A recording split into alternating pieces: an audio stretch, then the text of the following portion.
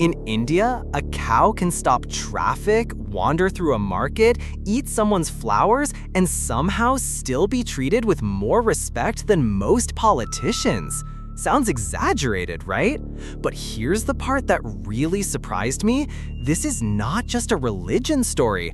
It's also a survival story, a money story, and honestly, a power story. And there's an even bigger twist. Not all Indians refuse beef. In fact, tens of millions still eat it. So what's actually going on here? Why are cows sacred in India? Why Hindus don't eat beef? And how did one animal become a line between purity, identity, and politics? Stay with me, because the answer is way stranger and way more human than they just worship cows. Let's start with the image most people know. You're in India, a cow is just there, standing in the road, napping beside a shop, wandering past scooters like it pays rent, and nobody touches it. If you grew up outside India, that can feel almost unreal. Like if a goat blocked traffic where I live, that goat would be moved in about 12 seconds. Politely if we're being generous, less politely if people are late for work. So why the different reaction? The easy answer is religion. And yes, religion matters a lot here, but if we stop there, we miss the real story. Because the cow in Hindu culture isn't sacred in a random, magical, out-of-nowhere way. It became sacred because it sat right at the center of life itself. Now, here's where it gets interesting. In Hindu thought, the cow is tied to nourishment, generosity, and motherhood. There's an ancient divine cow, often described as the wish-fulfilling mother of all cattle, a symbol of abundance. And that idea matters. Not because people think every cow is a cartoon genie granting wishes, obviously, but because the cow came to represent giving without taking. A cow gives milk. From that milk come yogurt, butter, ghee, sweets, daily food, ritual offerings. In a world where survival was never guaranteed, that's not a small thing. That's life. And then you have Krishna, one of the most loved figures in Hinduism, who is deeply associated with cows and cow herding. He isn't imagined as some distant, untouchable force floating above human life. He grows up among cows. He protects them. He plays music among them that wraps the animal in affection, intimacy, even tenderness. Shiva has Nandi, the sacred bull, sitting at the entrance of temples like the calmest security guard in history. Other Hindu symbols connect cattle with divine strength, earth, fertility, and care.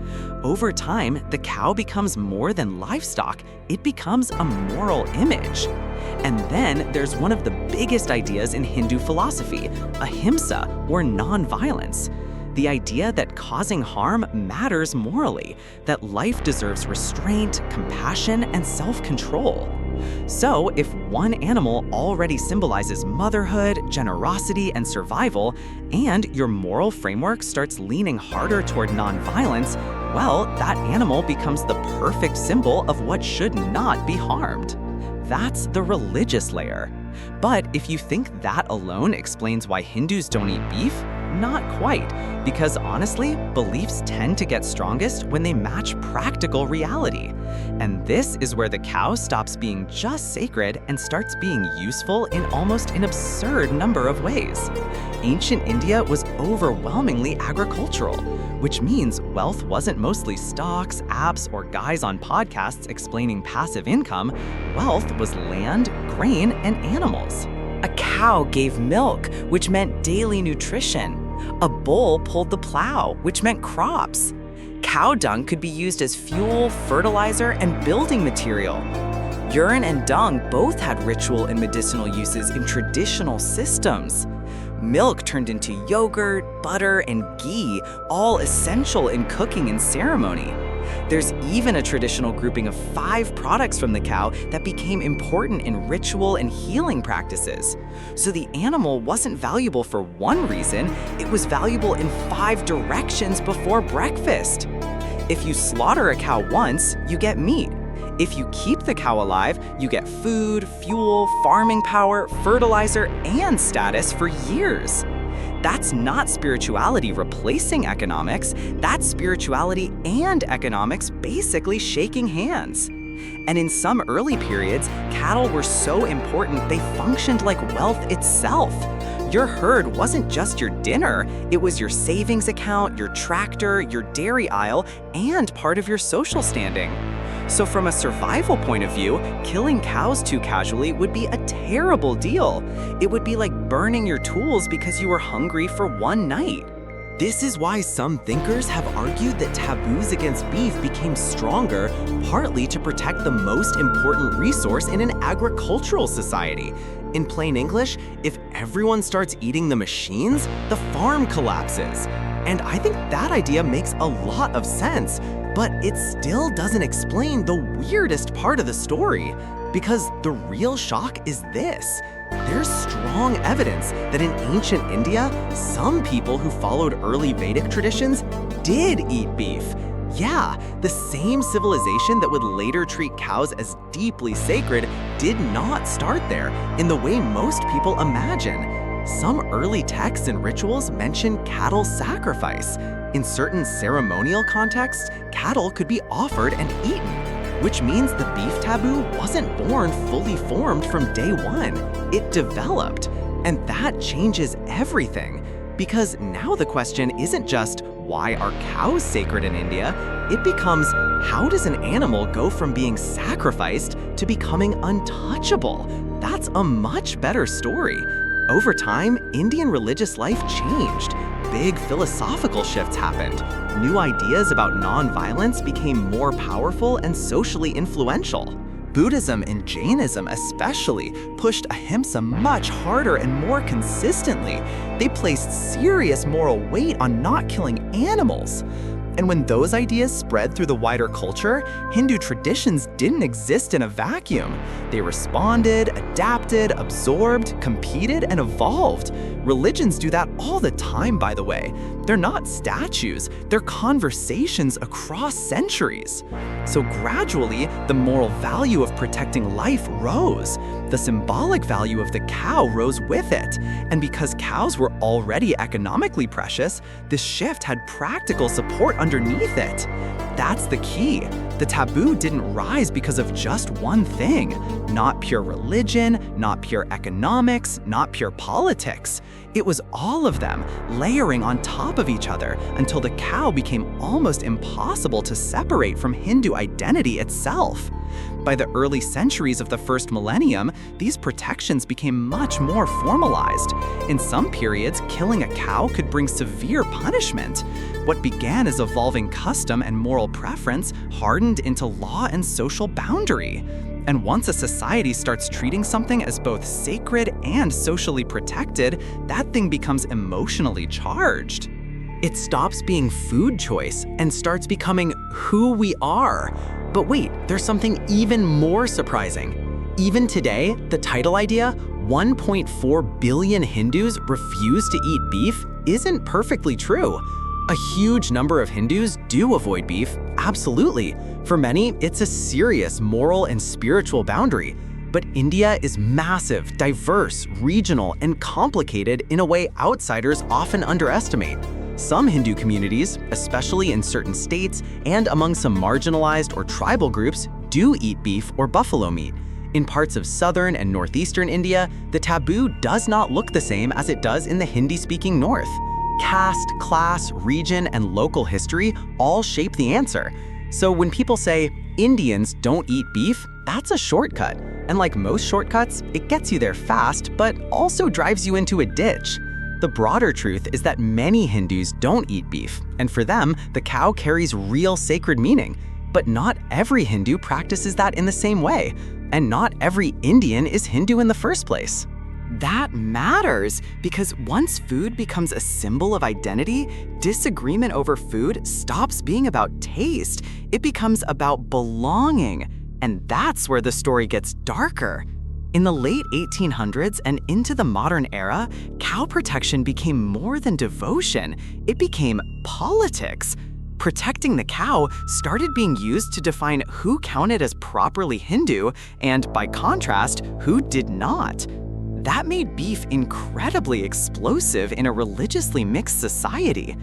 Hindus, Muslims, Dalits, Christians, tribal groups, these communities didn't all relate to cattle the same way. So the cow became a boundary marker. And boundary markers are powerful. They tell people, this is us, that is them. You can probably guess what happened next. Tension, riots, violence, and later, during the upheavals around partition, these differences could become deadly. Even now, in many Indian states, laws against cow slaughter are strict. In some places, the legal and social consequences can be severe. And beyond the law, there are also self-appointed cow protectors who have, in some cases, turned that protection into intimidation or outright violence. So when people ask why Hindus don't eat beef, the modern answer is not just because cows are holy. It's also because beef sits right on top of one of the most sensitive fault lines in Indian society: religion, caste, politics, and national identity. And here's the irony that would make any historian put their head in their hands for a minute. India has also been one of the world's major exporters of bovine meat, especially buffalo. So yes, in one context, the cow is protected as sacred. In another, meat trade remains economically significant.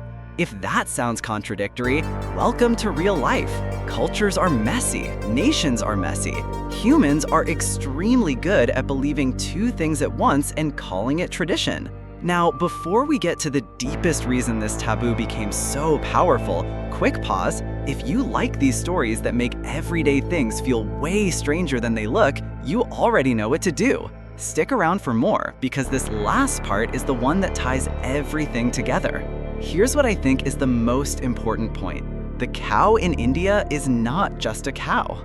It became the meeting point of survival, symbolism, and self-definition. Think about it. If an animal feeds your family, powers your farm, supports your rituals, appears in your myths, connects to beloved gods, and then becomes a moral symbol of compassion, harming that animal starts to feel like harming the social order itself.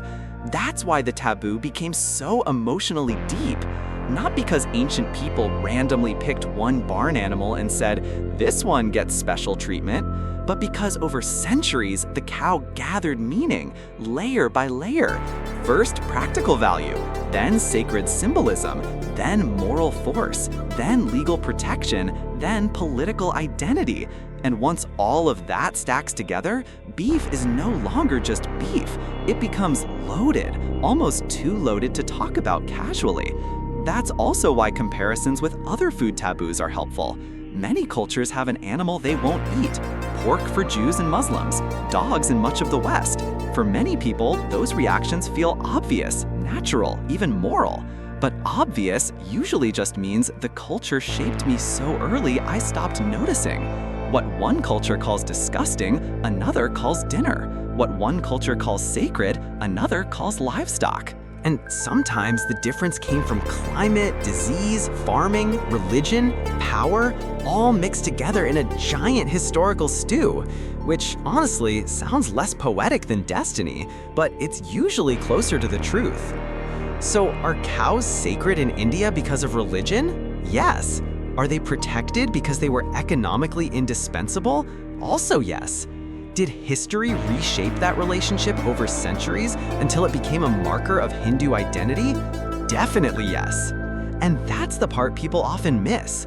The sacredness of the cow wasn't built in a single moment. It was built the way cultures build almost everything important, slowly, practically, emotionally, and then very, very seriously. So the sacred truth here isn't that Hindus simply worship cows and call it a day. It's that the cow came to represent an entire worldview, one where nourishment, nonviolence, motherhood, land, and identity all ended up living inside the same animal. And once that happens, refusing beef isn't just about what's on your plate. It's about what kind of world you believe you're protecting. So if we zoom out, here's the big picture.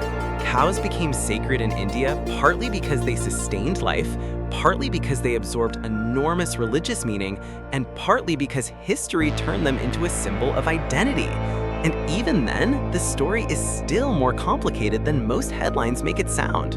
I'm curious what you think. If a food taboo starts for practical reasons, does it become less sacred? Or is that exactly how the sacred is born? If you enjoyed this, like, subscribe, and ring the bell. Thanks for watching.